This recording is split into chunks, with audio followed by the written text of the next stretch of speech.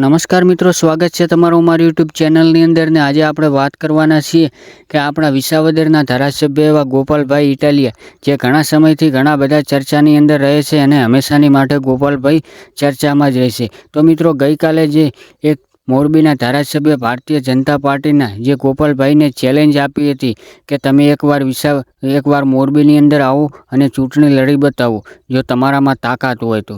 ત્યારબાદ મિત્રો વાત કરવામાં આવે તો આ વિવાદ ઘણો બધો વકરી ગયો છે અને સોશિયલ મીડિયાની અંદર ઘણા બધા વિડીયો પણ વાયરલ થઈ રહ્યા છે। ત્યારબાદ મિત્રો ગોપાલભાઈ ઇટાલિયાએ આ ચેલેન્જને સ્વીકારી લે છે અને આગળ ગોપાલભાઈ ઇટાલિયાએ એક મોટો ખુલાસો કર્યો છે, હું તમને વિડીયોની અંદર બતાવવાનો છું। તો મિત્રો ધ્યાનથી જોજો, પણ એની પહેલાં જો તમે અમારી ચેનલ ઉપર પહેલી વાર આવ્યા હો તો ચેનલને સબસ્ક્રાઇબ અને વિડીયોને લાઇક કરવાનું ભૂલતા નહીં। બોલ્યા ન ફરે, શુરા હોવ, મરદ માણસ હોવ અને એક જ વખત બોલતા હો, જબાનના પાક્કા માણસ હોવ તો આજે 10 તારીખ થઈ છે, મોડામાં મોડું 12 તારીખે બપોરે 12 વાગ્યા સુધીમાં રાજીનામું તમારું પડી જવું જોઈએ। તો મિત્રો વાત કરવામાં આવે તો આની અંદર ઘણા બધા એવા ન્યૂઝ પણ સોશિયલ મીડિયાની મળતી માહિતી મુજબ મળી રહ્યા છે કે ગોપાલભાઈ ઇટાલિયા જે પણ કાંઈ વિડીયોની અંદર બોલ્યું એ તો તમે સાંભળ્યું જ હશે।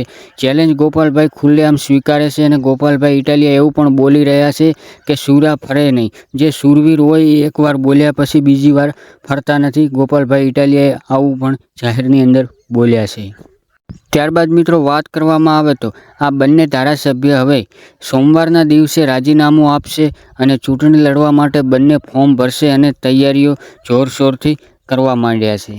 તો મિત્રો તમે પણ કોમેન્ટ બોક્સની અંદર જરૂરથી જણાવજો કે શું ખરેખર ગોપાલભાઈ ઇટાલિયા અને ભાજપના કાનાભાઈ એવા નેતા છે એ પણ શું રાજીનામું આપી દેશે ખરેખર, અને આ બંનેમાંથી કોણ આ વખતે બાજી મારશે તે મિત્રો તમે કોમેન્ટ બોક્સની અંદર જરૂરથી જણાવજો।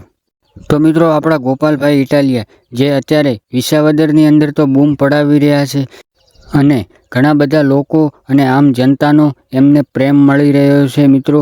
અને ત્યારબાદ મિત્રો વાત કરવામાં આવે તો આવતા સોમવારના દિવસે 12 વાગ્યાના સમયે બંને નેતાઓ દ્વારા મિત્રો રાજીનામું આપવામાં આવશે અને જાહેરની અંદર મિત્રો ચૂંટણી લડવામાં બંને તૈયાર નેતાઓ હાજર રહેશે। તો શું ખરેખર આ વખતે વિસાવદર બેઠક ઉપરથી ગોપાલભાઈ ઇટાલિયા રાજીનામું આપવા માટે તૈયાર થઈ જશે અથવા તો રાજીનામું આપી દેશે?